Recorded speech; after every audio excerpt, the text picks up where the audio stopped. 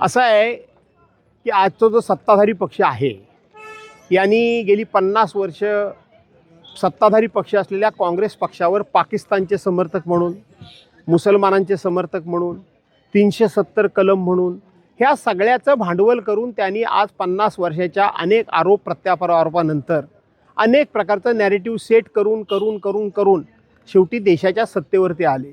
मला दुःख एकाच गोष्टीचं वाटतं की आज तुम्ही सत्तेवर आल्यानंतर पुन्हा तेच विषय का काढता, कशा करता काढता.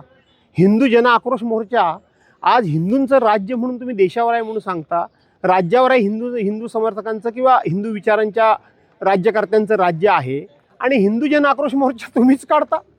न्याय कोणाकडे मागता? राहुल गांधींच्याकडं. न्याय कोणाकडे मागता? उद्धवसाहेब ठाकरेंच्याकडं. सत्ता तुमची आणि न्याय मागता त्यांच्याकडं, उत्तर मागता त्यांच्याकडं.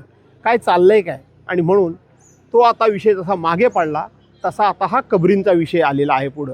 कालच त्या मुस्लिम, माझं तेवढं वाचन नाही, परंतु त्या मुस्लिम धर्म विश्लेषकांनी ॲनालिसिस जे आहेत त्यांनी काल सांगितलं की संपूर्ण मुस्लिम धर्मामध्ये कबरीला कुठल्याही प्रकारचं स्थान नाही.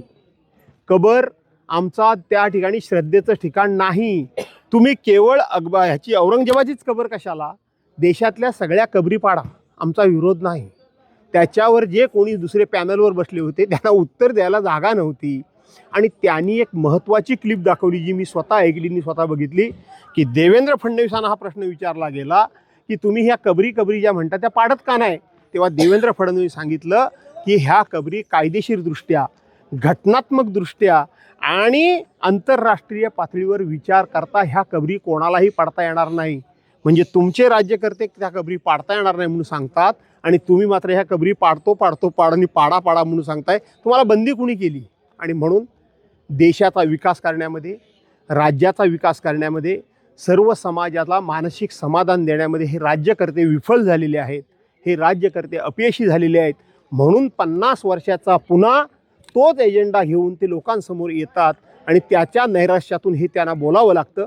एवढाच त्याचा अर्थ. याच्यापेक्षा त्याला फार महत्त्व नाही. लाडकी बहीण ती कधीच नव्हती त्यांची लाडकी बहीण. त्यांचं होतं लाडकं मत, लाडकी सत्ता, लाडकी खुर्ची आणि ती त्यांना लाडकी खुर्ची मिळाली.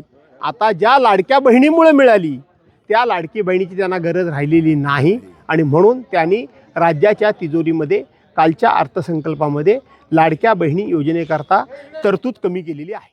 टाइम्स डिजिटलला लाईक करा, सबस्क्राईब करा, शेअर करा आणि बेल आयकॉन दाबायला विसरू नका. पाहत रहा टाइम्स डिजिटल.